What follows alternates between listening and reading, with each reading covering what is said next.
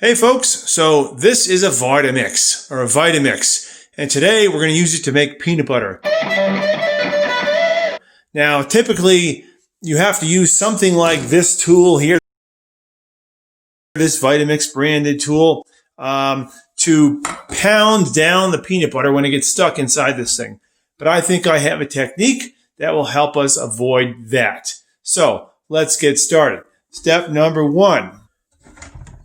Take off the top, put in the peanuts. Now, the nice thing about doing this is I know what I've got in there. Peanuts, right? No extra salt, no extra sugar, unless you want that, of course. Here's what we're going to do. We're going to put the top on. So my technique as follows.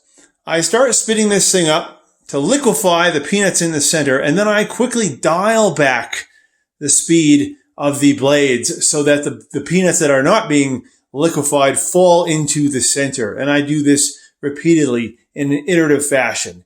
And usually, if this works, I don't have to use this or some other similar tool. It slows the whole thing down. So let's give it a shot. Start with number 1. And here we go. I'm going to start turning up real quick. And then we're going to dial it back. And you can see it's starting to fall in the center there. So we're going to ramp it up again. So the blade starts skipping. And then dial it back. Maybe to 4, and you can see it's starting to fall in. Nice and slow. And you keep doing this. Take it back up a notch, or 2, or 3. And there she goes. Now we get the rotating action.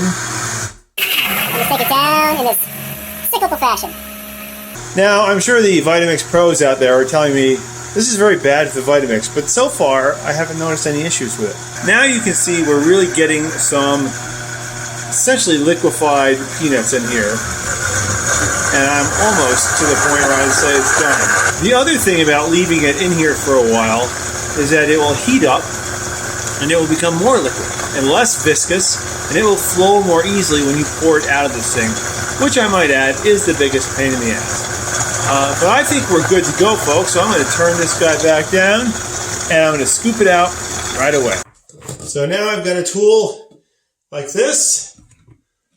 I'm going to now take this with my still relatively warm peanut butter and try to scrape this into the glass jar. This tool was indeed provided by Vitamix. And you can probably use something similar, but the shape of this, which is kind of hard to see when it's coated with peanut butter, it's made for getting underneath these blades right here. And you can kind of see this thing is meant, like I said, to get under the blades, and you can try to scrape what you can. It's a little bit tricky, and then pull it out. But the nice thing about doing it like this is I didn't have to open this thing once before I got to this stage. There's really no avoiding this stage. If someone has a better idea, I'm all ears. The other tip I'd say is, if you like to make shakes and you like peanut butter in your shakes, then do this right before you make a shake and use the peanut butter that is left over inside the container here that you can't get out. Now, it's important not to wait too long to get the peanut butter out of the Vitamix, because if it starts to get cold, when it hits that glass, it's just going to crawl right back out. Just kidding. But that's a general idea. Then you will have your very own peanut butter, and you know what's in it. Anyway, there you go. Hope it was useful. Thanks for watching.